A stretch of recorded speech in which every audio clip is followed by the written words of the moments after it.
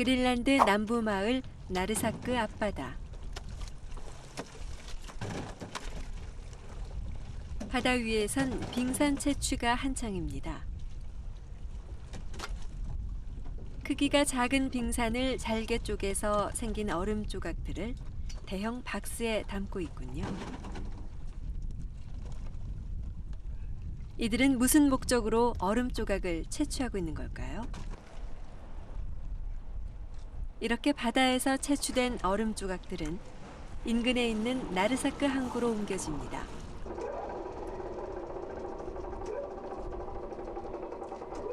미리 대기에 있던 트럭이 크레인을 이용해 얼음들을 싣습니다.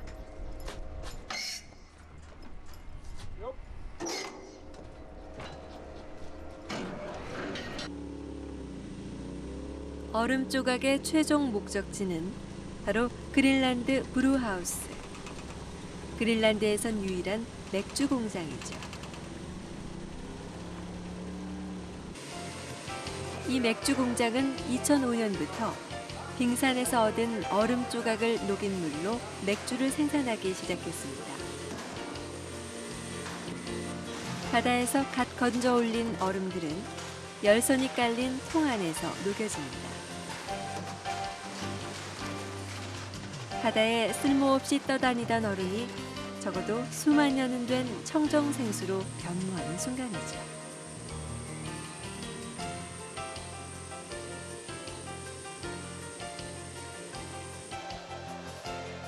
녹은 얼음물에 빻은 보릿가루를 넣은 뒤 호프를 섞어 발효시킵니다.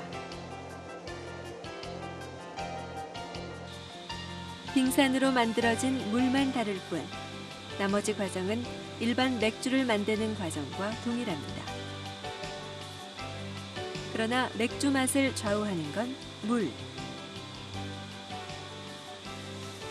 맥주 공장 관계자들은 그린란드 빙산 맥주가 무공의 청정수로 빚어졌기 때문에 일반 맥주에 비해서 훨씬 더 부드럽고 깨끗한 맛을 지녔다고 자랑합니다. 공장장 살크 하드 씨는 수년 전 독일로 유학을 가 맥주 제조법을 배웠는데 문득 자기 고향인 나르사크 바다 위를 떠다니는 빙산을 떠올리곤 빙산 맥주에 대한 아이디어를 얻었다고 합니다. 현재 연간 100만 리터의 생산 설비를 갖추고 있는 빙산 맥주 공장은 그린란드뿐 아니라 본국 덴마크에서도 큰 호응을 얻고 있고 조만간 맥주의 본고장인 독일에도 수출할 계획이라고 합니다. The idea with the ice in the beer was very natural for me because ever since I was a child we have always taken the ice from the shore, from the strand, and brought it home and then melted it and drink it. It's the best water in the whole world. So it was very natural to say that then we could make it in our beer also. 1909년 미국 탐험가 로버트 피어리에 의해 북극점이 정복된 이후 줄곧 쓸모없는 얼음 덩어리 취급을 받아온 그린란드.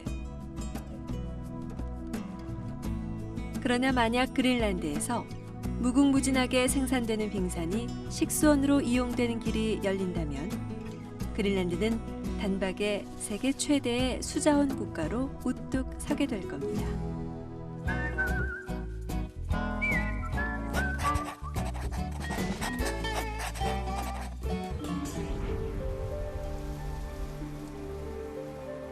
그린란드 중부 일루리셋에서 새벽 1시에 바라본 태양입니다. 서산에 곧 넘어갈 듯 걸려있는 태양은 그러나 잠깐 가라앉는 듯 보였다가 수평으로 움직이더니 새벽 3시경 다시 떠오르기 시작합니다. 밤에도 결코 어두워지지 않는 이런 현상이 하얀 밤, 즉 백야입니다.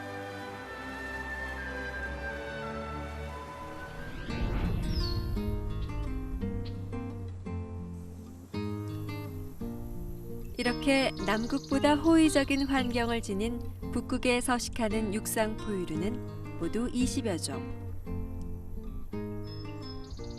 그 가운데 덩치가 가장 큰 사향소는 북극곰과 더불어 그린란드의 육상 포유류를 대표하는 동물이죠. 속과 동물 가운데 가장 털이 긴 사향소의 몸무게는 400kg. 소 중에는 덩치가 그리 큰 편은 아니지만 생김새나 긴 털이 아주 강인한 인상을 주는 동물이죠.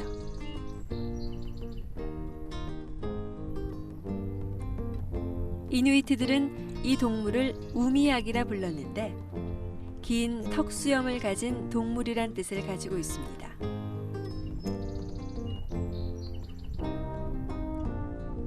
온몸은 5 내지 7cm의 두꺼운 털로 덮여 있고 다시 60cm나 되는 긴 털이 외투처럼 그 위를 덮어 추위를 막아줍니다.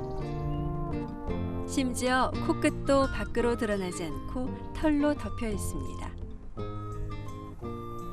번식기에는 수컷의 눈밑샘에서 강한 사양 냄새가 나는데 때로는 100m 밖까지 냄새가 퍼져 사양소로 불리게 됐습니다. 사양소는 초식동물이지만 가까이 다가오는 적을 바늘같이 뾰족한 뿔과 번개 같은 스피드로 일격을 가해 죽일 수 있는 위험한 동물이죠. 그러나 사양소는 그린란드에서 주요한 사냥감이었습니다. 수천 년 동안 이누이트들은 이 만만치 않은 거대 동물을 사냥했습니다. 사정은 지금도 마찬가지입니다. 늦여름이 되면 많은 사냥꾼들이 오락삼아 또는 식용으로 사용하기 위해 소총을 어깨에 메고 야생으로 뛰어듭니다. 그린란드에서 가장 덩치가 큰 육지 포유류인 사양소는 천적이 없는 탓에 숫자가 놀랄만한 속도로 증가해서 최근엔 사냥의 제한이 없어졌죠.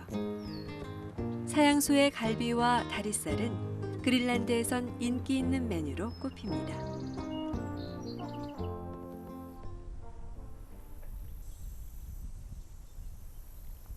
조심성이 극도로 높은 야생 술록이군요.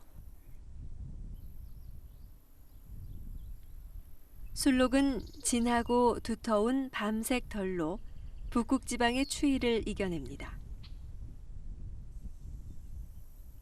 코끝도 털로 덮여 있고 귀도 작아 체열이 소모되는 것을 방지해 줍니다.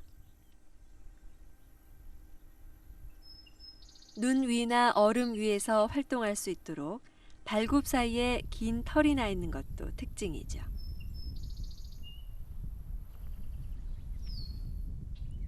술록은 이끼를 주식으로 하는데 북극 지방에서 이끼는 한 번 자라는데 80년이 걸립니다. 그래서 술록은 주기적인 개체수 과잉 현상을 겪어왔습니다. 이 때문에 술록 역시 사냥의 제한이 없어졌습니다. 늦여름, 그린란드 사냥꾼들은 사양소와 더불어 술록 사냥에 푹 빠집니다.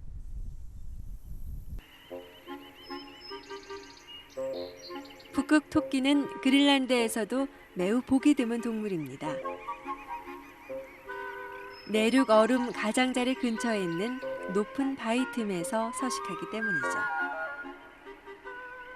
눈이 내리는 겨울철엔 하얀색 털을 뒤집어써 스스로를 보호하지만 여름철엔 주 활동 무대인 바위 틈에서 회색 털로 위장하는 위장 전문가입니다.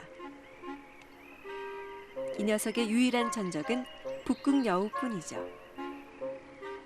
여름철 부지런히 영양을 보충하지 않으면 추운 겨울에 생존을 보장받지 못하는 사양소나 술록과 같습니다.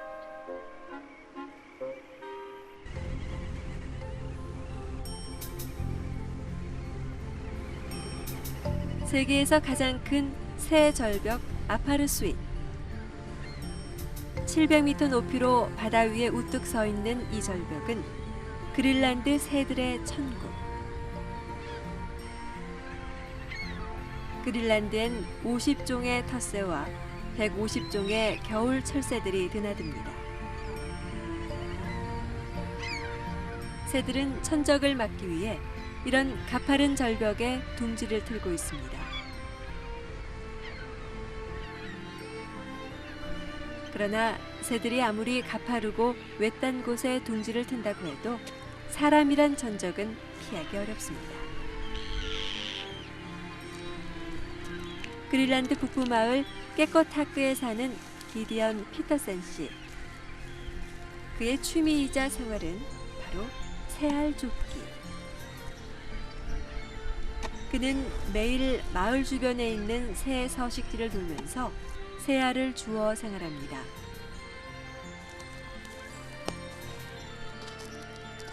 알을 뺏긴 어미 새들이 하늘에서 소리를 질러대지만 사람을 공격하진 않습니다.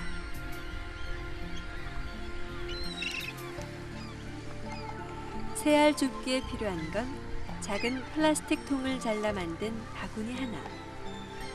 이것 하나만 있으면 특별한 기술 없이도 얼마든지 새알 줍기가 가능합니다. 새 서식지를 한 바퀴 돌고 나면 어느새 바구니엔 여러 종류의 새알들로 가득 찹니다. 한 끼 식사를 해결하기에 거뜬한 양이죠. 피터센 씨가 사는 집 주변에는 수만 마리의 텃새들이 서식하고 있어 1년 내내 새알은 늘 구할 수 있는 식량거리가 됩니다. 새알 줍기는 그린란드에서만 볼 수 있는 독특한 생존법 가운데 하나죠.